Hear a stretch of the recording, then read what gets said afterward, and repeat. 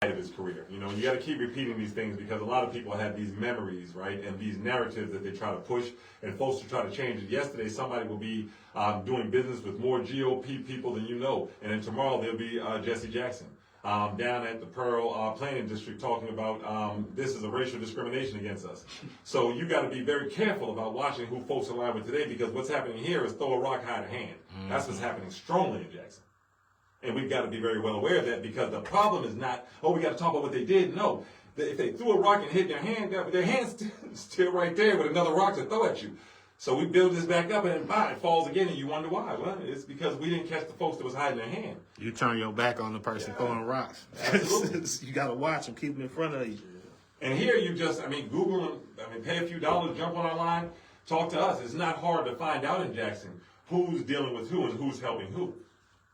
People say, where do you find that on? I'll send them this right here. I'll send them the link. I found it right there. It was online. It was how did you know who's on these boards and these committees? That's all public information. Just go to the state of Mississippi. They're not going to tell you it's out there, but you can find it. You can find it. Yeah. You got to post it. It's almost like, I've had family members talk about how they used to have to post something on a job that African Americans were supposed to see, and they would post it in the basement where the rats poison was to make sure that those folks didn't see it. That's still happening here. The Gazette, the newspaper, and I'm not going to say their name, it may not be that one. There's a newspaper that gets all the information first here, right? All of the articles get run first through it, and it's a subscription to see the news on it. And it's one of these local newspapers. And that, if you look at that, then you would fully understand that misinformation is still in control here. I think so. Misinformation is getting in control. I agree with you. I feel like it's still a lot that's being pushed out, and it needs to be some type of setup for people to catch it without it letting go one way or not the other. Set up some type of accountability plan or something. But I think that's what we're doing. I think that's what we're going to continue to do. Like you said, when you get online, we're continuing to post information about what's happening, and then you'll see us often post rebuilding the network. And when we talk about rebuilding the network, we're not talking about any brand, we're not talking about any LLC, we're not talking about anything of that nature. We're talking about the network in Mississippi and Alabama and in Georgia, the network in the Black Belt, Bible Belt, however you want to call it, where we understood how to survive without depending on folks that use our resources to play with our future, right? It's something that we had to do because they did it blatantly. Well, right now we're returning to that time where folks are able to do it blatantly. So I think that network is necessary. So whenever you see that post from us rebuilding the network, it doesn't matter the mayor, it doesn't matter if it's a church, it doesn't matter if it's a Mississippi Response Coalition. If anyone is doing something for our citizens, we're going to post it.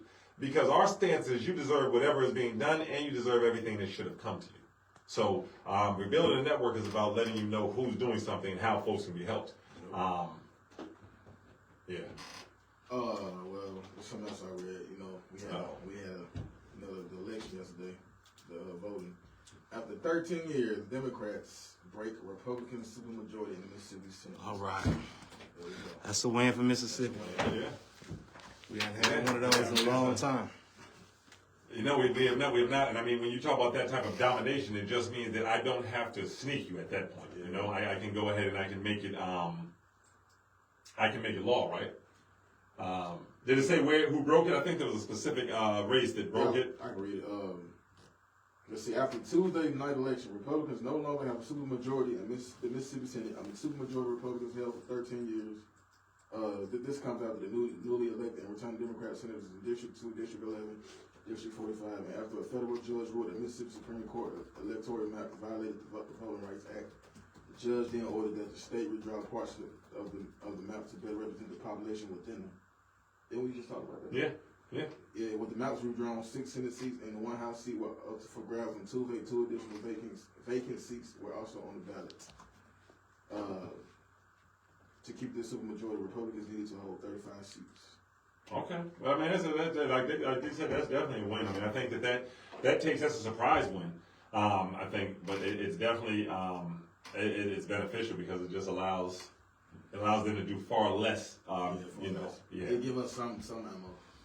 Well, now we can demand something from the Democrats that are in there, because it's always been, well, we don't have enough power to do anything. Yeah. So we just gotta let this go. I'm gonna go ahead and vote for this. So maybe they'll play ball with me later on because they have the supermajority. There's nothing we can really do about it. So They were saying that the Democrats were the ones that voted for the SNAP benefits to be shut off. no, they voted against. They voted against it. Not that they voted against something else, which is in the same bill. Basically, is what they say. Yeah, 30 minutes ago, Democratic leaders asked Trump for a meeting, by the way, just a quick update, to end the shutdown and address health care. So that's just a quick update. That's weird. That's live, yeah, as we spoke. So that just happened 30 minutes ago. But yeah, I'm going to echo what Dee said and add to it, as we sit here, and I hope folks are seeing, not just this isn't Jackson, I hope folks are seeing how the Democrats and the Republicans have demands for the shutdown to end. And I'm going to say it very clearly. A lot of our rights politically, right, or society, Civil Rights Act, voting rights, a lot of that is being rolled back, right? You have them now on the verge of trying to say that it's gerrymandering for us to have a black majority anywhere, right? So anything we try to put together from that aspect is gerrymandering and is racist, right? So just keep in mind, I just think that that's the atmosphere that you're in, and that what's concerning to African American people in this country is not one of the main contingencies, and neither was it during the Civil War, and just to make comparisons. So I think it's to Dee's point, we've got to start demanding things from our party outside of the norm of what they think is good for us. And if at the end of the day I make this, and I don't think this was a great analogy, guys, but I'm sticking with it, I'm gonna die with it. But losing with your own name on the back of the jersey is something that we've got to start normalizing. So if we're not going to get things regardless, we've got to start pressuring our parties to do something for our communities, and they just can't have a whole conversation about a shutdown that has nothing to do with us. And SNAP benefits have nothing to do with us and the progress and the rights we fought for. Absolutely nothing. If it's an American right, it's an American right. We don't hold enough. We're not a big enough percentage. The SNAP has nothing to do with us. If black folk, white folk, everybody gets caught up in what's happening. But SNAP has nothing to do with us. So until we start seeing legislation and arguments from the Democratic Party that address what's happening here, instead of them shutting down other Democrats if they stand up for Israel or do anything that they find against their money trend, we're not going to move forward at all. From other places, you don't get that political approach. For Make It Make Sense, you won't hear us ask you to make it make sense. Our folks have got to have what's real to us as part of the Democratic movement. Find another movement. Or find another movement. I mean, that's just common sense. And we're in a time where you can't get mad at me. Ooh, what's going to happen to you? What, I'm going to lose like we're losing now? Does it make you feel better to lose telling your oppressor that they're right in hurting you? Does that make you feel better? Like somebody got you in a chokehold and you feel like if you keep patting their arm and telling them, all right, champ, they're going to let go eventually? But you don't understand the benefit is choking you. That's where the coins are coming out you like a Mario brother. Like one of the things you hit, the more they choke you, the more coins come out. So I don't understand how we just continue to sit as a party's demand is restore SNAP benefits. Everything that's happening in our South, that's the demand. That's all they're talking about.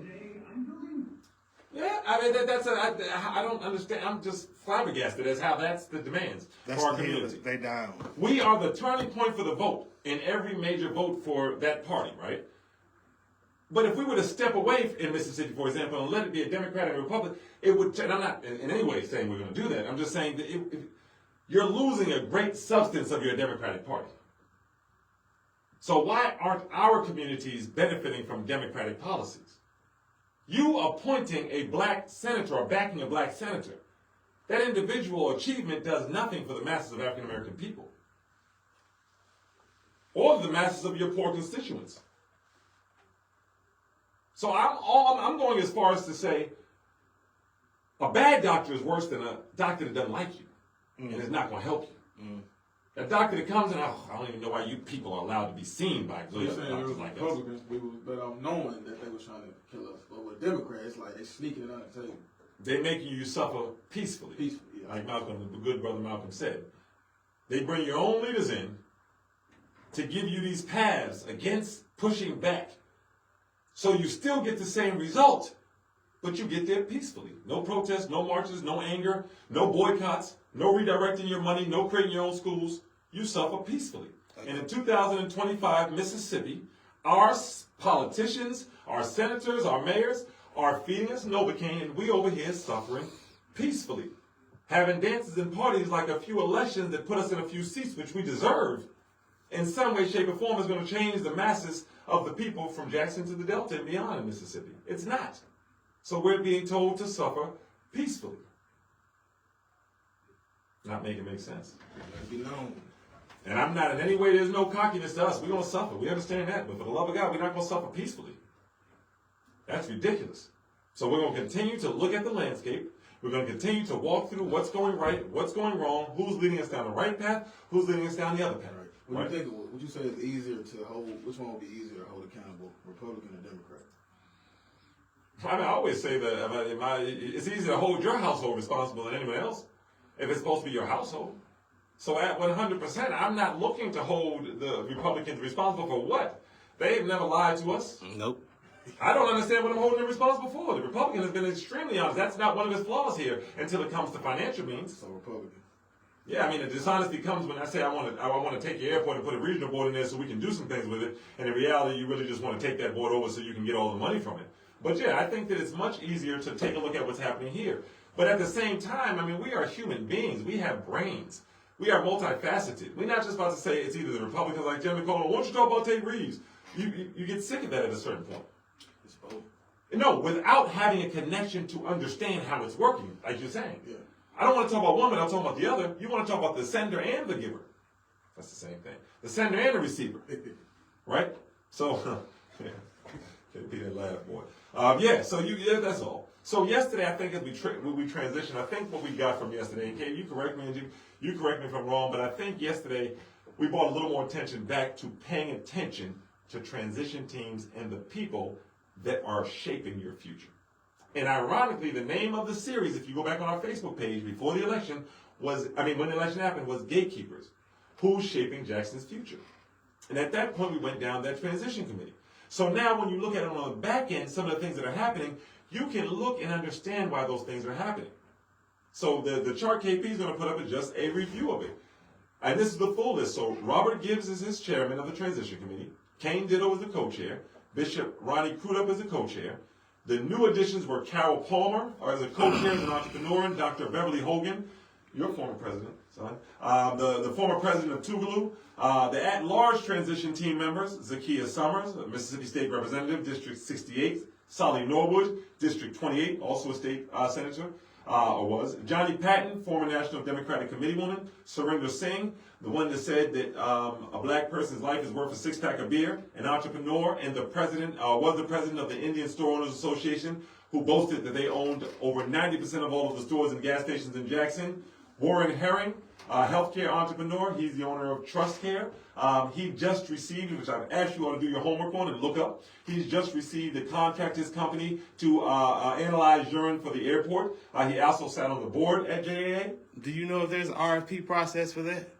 That's a good question. And I heard it was $70,000, $80,000. It's a ridiculous amount. I just want to know if there's an RFP process. That's a great question. A request for proposal is what our producer's asking. Was there an RFP process for that? There's a lot of contracts flying around. And I remember in the last administration, the RFP process was a big deal. I hadn't seen anything posted anywhere. I just want to know.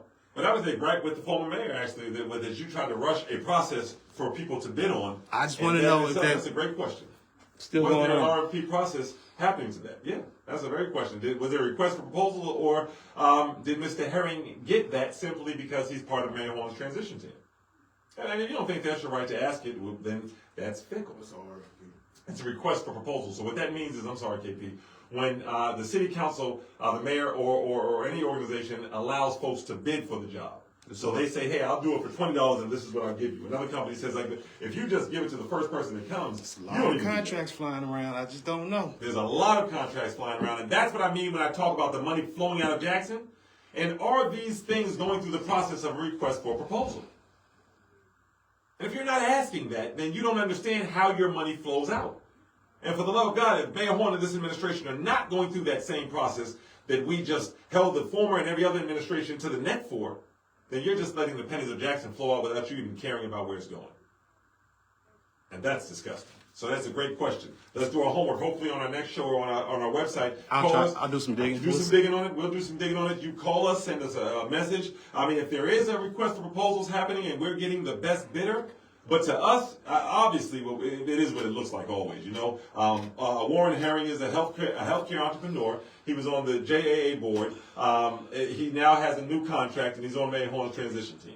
You know, everyone we see on that team that are not part of the political process seem to be benefiting, right? And they're all entrepreneurs. Surrender Singh, Patricia Reese, I don't know who that is yet, or I know who it is, but Gabriel Prado, Warren Herring, and then Brenda Scott's a labor advocate. We'll have to talk about that more. But the entrepreneurs all seem to be getting some type of kickback, and that's what it feels like. Now, we're just looking to say if it's not a kickback, D, to your point, right? If it's not a kickback, then tell us that other companies in Jackson. I know under the previous administration, you at least had to have some type of minority interest in your business to be able to get those type of bids. Is that still happening? Or are we now saying, forget the people of Jackson, forget the people of Mississippi that look like us, it just goes to whoever has the most, and we know that's not us. So Jackson, we got to ask those questions. Are these same protections that have been there for us, are those same protections there, or are we just giving it all away? Because to our producer's point, a lot of contracts are being thrown around, and we're not hearing about how they got to those ends, how we decided on those people. Just like Jacobs, we don't understand yet if a request for proposal is happening. We know it didn't happen there, but now that may be the trend that's happening. In that case, to your point, all the money's going to be gone. That's a little exaggeration, but Not by much. Not by much. Not by much. So jump on our Facebook page, Make It Make Sense Jackson JXN. That was a lot that we talked about today, but there's a lot that we need to learn. We're going to put a lot of things up there. Join us for some more podcasts Thursday and Friday, and then we'll be right back Monday. Same place, same time. So for my co-host and myself, Tarek Abdul-Twab, and my producer, we are out of here. Until next time, Jackson, take care. Make it make sense.